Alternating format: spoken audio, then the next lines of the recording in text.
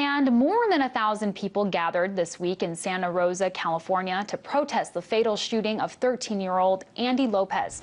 It was just a week ago that the teenager was shot and killed by a county sheriff who saw Lopez holding a pellet gun that resembled an AK-47.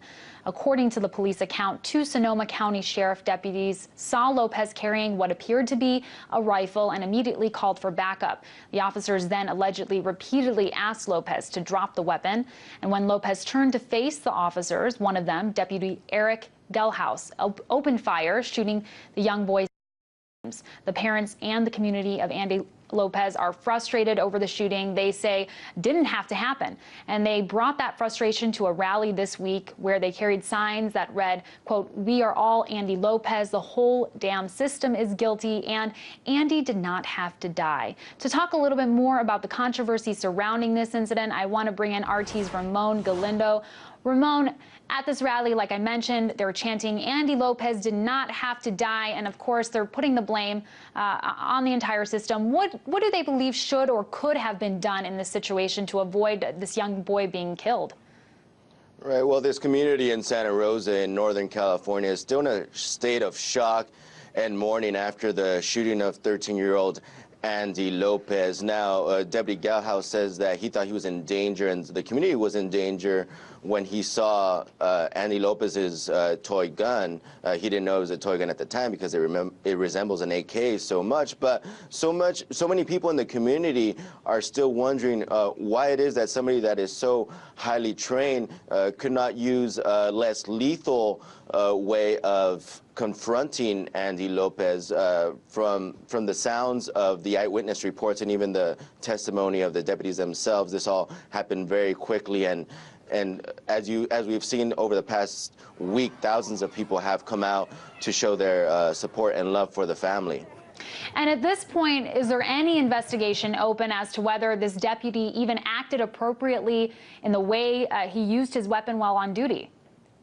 Right. Well, Deputy Gelhaus, who's involved in this shooting, has been placed on administrative leave. He's a veteran of over 2 decades in law enforcement. Now, the FBI has launched their own independent investigation. I called the FBI office in the Bay Area this morning, still waiting for a response from them. The Santa Rosa Police and the Petaluma PD are also investigating the Sonoma County Sheriff, because in Sonoma County there is a protocol that's been in place for a couple decades now that police agency involved in an officer-involved shooting cannot investigate itself. And this actually comes from a string of officer-involved shootings back in the 1990s back in the 1990s there in Sonoma County. But still, despite all these investigations happening, there are many in the community who fear that there's not enough transparency in this, and that this case will unfortunately turn out like so many other police shootings where the shooting is ruled justified.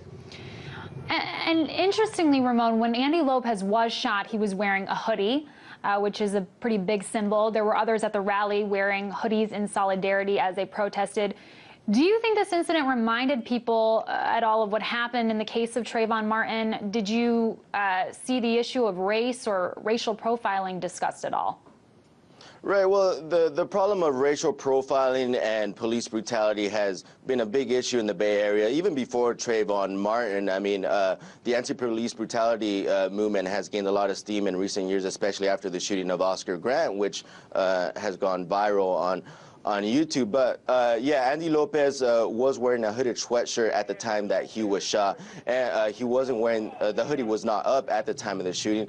But really, in this community, there does seem to be a lot of animosity between the Latino community and police. In fact, Sonoma County Sheriff has a Latino outreach division within its department, which really shows that this animosity goes way back. And from the looks of the response that we've seen following this shooting, that animosity is still quite strong.